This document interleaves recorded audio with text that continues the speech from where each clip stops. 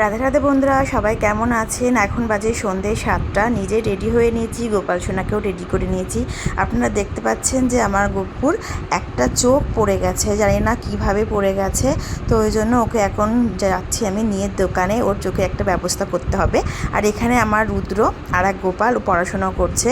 তো স্যার আসবে এক্ষুনি, আর এখন আমরা দুজন মিলে যাব আমাদের দোকানে। তো পাখাটা এখানে চলছিল, বন্ধ করে নিলাম। আর অনেক দিন পর আর একটা ব্লগ করছি, আপনারা আমার সাথে থাকুন, দেখতে থাকুন। তো এই যে আমার দোকানে চলে এসেছি এখন।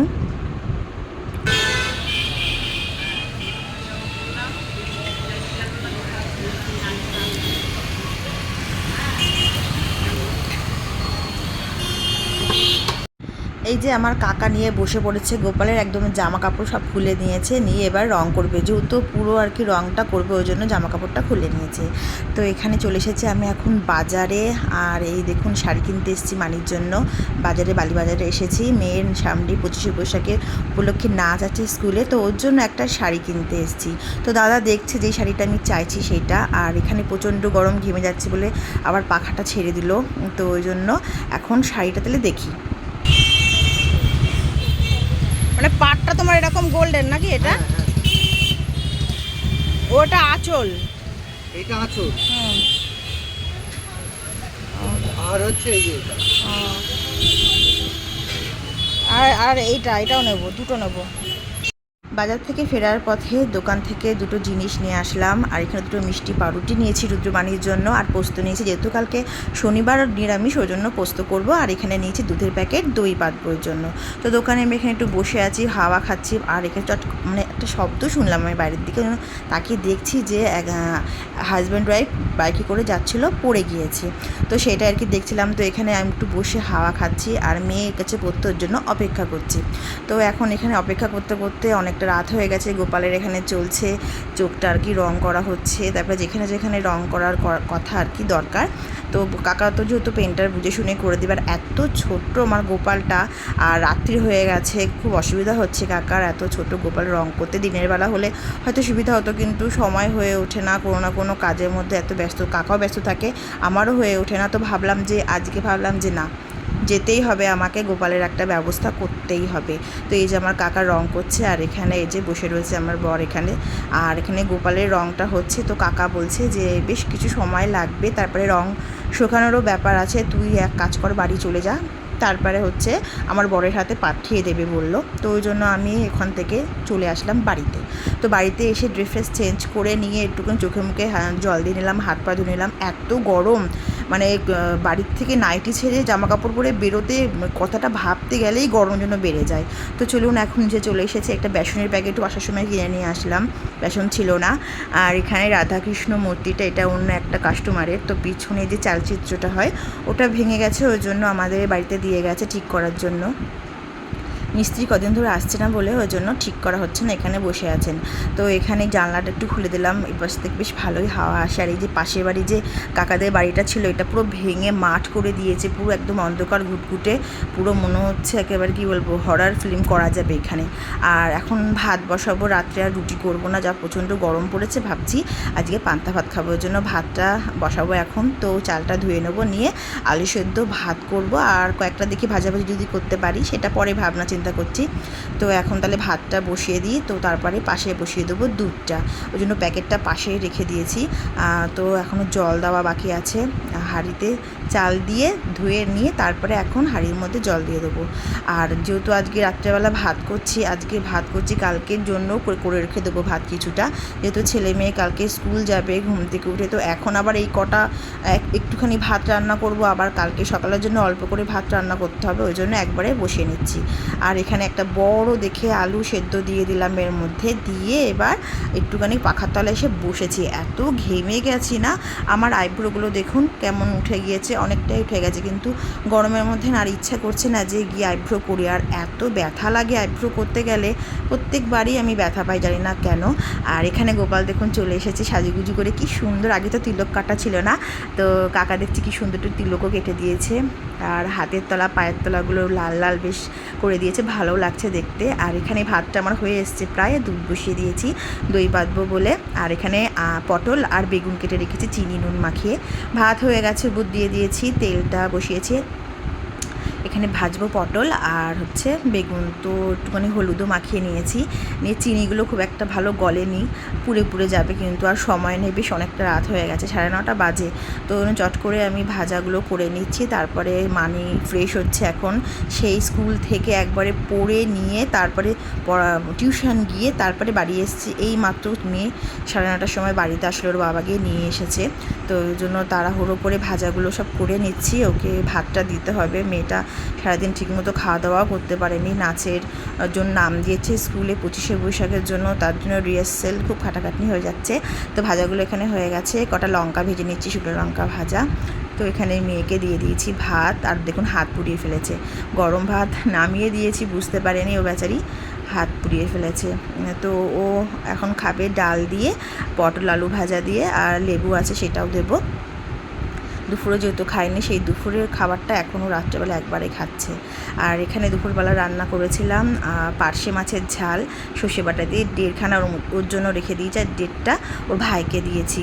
আর এখানে আলু সেদ্ধটা এখন মাখবো, শুকনো লঙ্কা ভেজেছি, যেহেতু আমার বর শুকনো লঙ্কা খেতে ভালোবাসে না, পছন্দ করে না, ওর জন্য কাঁচা লঙ্কা দিয়ে মেখে তারপরে আর শুকনো লঙ্কা দিয়ে মাখবো। শুকনো লঙ্কা দিয়ে মেখে আমি আর রুদ্র খাবো। আর মা যেহেতু আমার দেওরের বাড়িতে গেছে, ওখান থেকে রাত্রেবেলা খাওয়া দাওয়া সেরেই আসবে, ওই জন্য তো মায়ের জন্য তো আর হয়নি, আমার আর রুদ্রের জন্য এখানে শুকনো লঙ্কা দিয়ে আলু সেদ্ধটা ভালো করে মাখছি। রুদ্র ভালোই ঝাল খায়, এই যে 3খানা আলু সেদ্ধ ডেলা করে নিয়েছি, 3টে ওর বাবার, আমার আর রুদ্রর। দেখুন ঝাল খেয়ে, আলু সেদ্ধ খেয়ে কী ঝাল লেগেছে আমার ছেলে, ঠান্ডা জল খেয়েও কমছে না, ওই জন্য ডিপ ফ্রিজ খুলে মুখ পুরো ঢুকিয়ে দিয়েছে। যখনই ঠান্ডা যখনই ঝাল লাগে কোনো কিছু খাওয়ার পর, তখন একটু ঠিক এরকমই করে। তো ওদের খাওয়া হয়ে গেছে, এখন আমি খেতে বসবো। আর এখানে দই ছিল, আমি বারবার বলছি ঠান্ডা দইটা খা, দেখবি তোর ঝাল কমে যাবে, কিন্তু শুনছে না, আবার সেই ফ্রিজ খুলে আবার মুখটা ঢুকিয়ে দিয়েছে, দেখুন কথা শুনছে না, ধুর। আমি এখানে খেতে বসে যাই। তো ওদের তো খাওয়া হয়ে গেছে, আর এখানে আমি নিয়ে বসেছি আলু সেদ্ধ, 1 ডালা বড় ভাত, পেঁয়াজ নিয়েছি একটা, ওরা পেঁয়াজ খায়নি, আমার জন্য একটা আমি পেঁয়াজ নিয়েছি। দুপুরবেলা মাছের ডিমের বড়া করেছিলাম, সেটা ও আমার বরকে দিয়েছিলাম, ও আবার আমাকে একটা তুলে দিয়েছে। তো বেশ আজকে খাওয়াটা ভালোই হবে। এখানে রুদ্রকে বলছি, রুদ্র আমাকে একটু ভাতের মধ্যে একটু জল ঢেলে দে না। তো ওই জন্য আমার ছেলে এখানে দেখুন পুরো একদম জল দিতে দিতে কতটা যা ছিল সব ঢেলে দিয়েছে। তো যাই হোক, পাশে নুনও নিয়ে নিয়েছি, এবার ভালো করে মেখে আলু সেদ্ধ দিয়ে খাবো। অনেক দিন ধরেই আলু সেদ্ধ দিয়ে পান্তা ভাত দিয়ে এইভাবে খাওয়া হয়নি, তো আজকের জন্য রাত্রেবেলা চিন্তা করলাম, যা গরম পড়েছে আর এটা খাওয়াও শরীরের পক্ষে খুবই ভালো। চোখে মুখে চুলগুলো এমনভাবে ঢুকে যায় এই গরমের মধ্যে, যখন ফ্যানটা চলে বিরক্তিকর লাগে। আর আমি অনেক জায়গায় দেখেছি যে হোটেলে নাকি এখন পান্তা ভাত কিনতে পাওয়া যাচ্ছে, মানে ভাবা যায় টাকা দিয়ে পান্তা ভাত, 200-400 টাকা দিয়ে পান্তা ভাত খাচ্ছে লোকে কিনে। আর যেটা আগে মানে লোকে ভাবতো যেন গরিবদের খাবার, পান্তা ভাত যে খায় সেটা সে মনে হচ্ছে গরিব, এমন একটা ব্যাপার ছিল। আর এখন হচ্ছে পান্তা ভাত হচ্ছে ট্রেন্ডিংয়ে চলছে। আর এইভাবে বেগুনের খোসা কে কে খান জানি না, কিন্তু আমার খুব ভালো লাগে যে বেগুনের খোসা, শুদ্ধ বেগুনটা ভাজা আমি খাই, ওই জন্য বেগুনটা নিয়েছি। আর এর সাথে নিয়েছি একটু আলু সেদ্ধ দিয়ে, এখন তারপরে এখানে পটল ভাজা, বীজওয়ালা পটল খেতে ভীষণ ভালো লাগে, এই যে যেগুলো পাকা পটলগুলো হয় না, সেই পটলগুলো ভাজা খেতে সবথেকে বেশি ভালো লাগে। তো খাওয়া দাওয়া এখানে হয়ে গেছে, তো থালা বাসনগুলো মেজে নিলাম, কালকে যেহেতু শনিবার, যা যা ছিল সমস্ত কিছু মেজে গুছিয়ে রাত্রেবেলা রেখে দিতে হবে। আর এখানে টেবিল পাতা যে ম্যাটগুলো, সেগুলো ভালো করে সাবান দিয়ে ধুয়ে তারপরে এখানে জল ঝরাতে রেখে দেবো। রাত্রেবেলা যদি এভাবে কি ধুয়ে রাখা যায়, তো সারা রাতে জলটা একদম ভালো করে ঝরে যায়, সকালবেলা ব্যবহার করা যায়। তো এগুলো ধোয়া হয়ে গেছে। তো এখন আমি চলে এসেছি টেবিলটা মুছতে।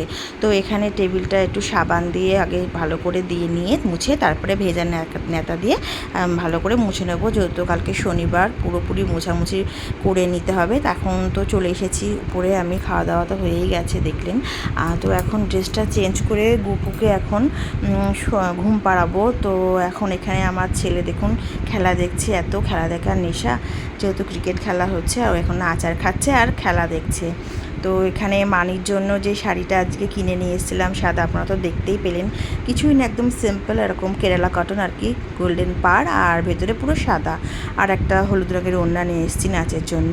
আর এখন এখানে ভেতরে যে ঢুকলাম, মানে এখানে বসে বসে দেখুন হচ্ছে ফোন ঘাঁটছে, আর আমার নাইটিটা পড়েছে। আর এত সুন্দর ঠান্ডা হয়ে আছে ঘরটা, এসি চালিয়ে রেখে দিয়েছি, ওই জন্য মানেকে একটা খেয়ে নিলাম আমি চুমু, ওই জন্য আর কি চুমুটা খেলাম। তো এখানে দেখুন এই গুপুকে এখন আবার নিচে এসেছি ড্রেসটা চেঞ্জ করে। তো এই যে রেখে দিয়েছিলাম রঙটা শুকানোর জন্য, তাও না খুব একটা সেভাবে রঙটা শুকায়নি, সময় লাগছে যেহেতু গরম, তো ওই জন্য শুকোতে চাইছে না। তো এখন গপুকে নিয়ে আমি যাব ঠাকুর ঘরে। তো কি কিউট, কি সুন্দর লাগছে গপুকে, ওর মাথার চুলটাও কিন্তু এরকম কালো করা ছিল না। আর এখানে দেখুন আমার মা নিয়ে এই মন্দিরটা রং করে রেখেছে ও।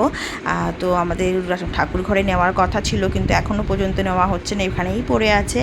তো এই যে দুটো সিঁড়ি উঠতে যে এত কষ্ট হয়, হাঁপিয়ে যায়, মানে কি বলবো, পাটা পুরো ব্যথা হয়ে যায়। আর যা গরম, উপরে এসছি পুরো মনে হচ্ছে মাইক্রোওভেনের মধ্যে ঢুকে গেলাম। আর ঠাকুর ঘরে যা গরম, বাপরে বাপ, একটু শান্তি মতো যে ঠাকুরকে ডাকবো সেইটাও পারি না, এতটাই গরম লাগে। তো এই দেখুন আমার গপু, আর এক গপু, বড় গপু আর কি, রাধারানী। তো যেহেতু আসলাম ঠাকুর ঘরে, ওই জন্য আপনাদের একটু মানে দর্শন করিয়ে দিচ্ছে আর কি। তো এই যে ঠাকুরের কি গরম লাগে না, ঠাকুর কিন্তু ঘামেনি, কিন্তু আমরা এত ঘেমে একদম অস্থির হয়ে যাই। আর এটা হচ্ছে আমার গপুর খাট, কাঠের পালঙ্ক আর কি। তো এটা এক দিদি আমাকে দিয়েছে। তো এই গপুকে এখন শোয়াবো, দুটো কোল বালিশ আছে, মাথার বালিশ আছে এই যে। তো এখন এখানে শোবে। তো ভাবছি গোপালকে খালি গায়ে শুয়ে রাখবো, যেহেতু রঙটা এখনও কাঁচা আছে, ওই জন্য জামা কাপড় পরালাম না, একটা সুতির জামা পরিয়ে গপুকে শোয়ানো হয়, যেহেতু রঙটা কাঁচা আছে, ওই জন্য ভাবলাম। আর গরমও পড়েছে, তো ছোট মানুষ, ও আলগা গায়ে থাকলেই বাকি, তো এই জন্য ওকে খালি গায়ে রেখে দিলাম।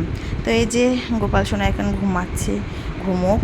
আর এখন আমি যাব নিচের দিকে, যা গরম লাগছে, ঘেমে তো পুরো স্নান হয়ে গেছি। আর এই শোলার এই পিচবোর্ডটা এখানে দিয়ে রাখি, কারণ তা নাহলে বেড়াল ঢুকে যায় রান্নাঘরে, এই সরি ঠাকুর ঘরে। তো এখানে দেখুন ঘেমে পুরো স্নান হয়ে গেছে, টপ টপ করে ঘাম ঝরছে। কতটুকুই বা সময় ছিলাম বলুন গপুকে ঘুম পাড়াতে, যতটুকু সময় ততটুকু, তার মধ্যে আমি পুরো স্নান হয়ে গেছি। আর এই যে ঘেমে নেই, যে এই যে ঘরে ঢুকবো, এসি চলছে, ভালো লাগছে, আরাম লাগছে, ঘেমো অবস্থায় ঢুকলে আরাম লাগে, কিন্তু এরপরে ফলটা খুব একটা ভালো হয় না। আর মেয়ে এখানে খাটের ওপরে আচার রেখে খাচ্ছে, যদি পড়ে যায় তাহলে তো পিঁপড়ে একদম শুতে দেবে না রাত্রেবেলা, এই জন্য মানিকে বললাম হাতে নিয়ে খা। তো আগে যে নাইটটা পড়া ছিল সেটাই এখন পড়বো। আর এখানে আমি একটু দেখছি মানে যে মোবাইলেও কি দেখছে, তো ও যা দেখছে দেখুক। আর এখানে এখন ফ্রেশ হয়ে নিয়েছে একটু, এখন শোবো। তো বন্ধুরা, আপনারা সবাই ভালো থাকুন, হাসি খুশি থাকুন। আজকের ব্লগটা এই পর্যন্তই, খুব ভালো থাকুন আপনারা, গুড নাইট।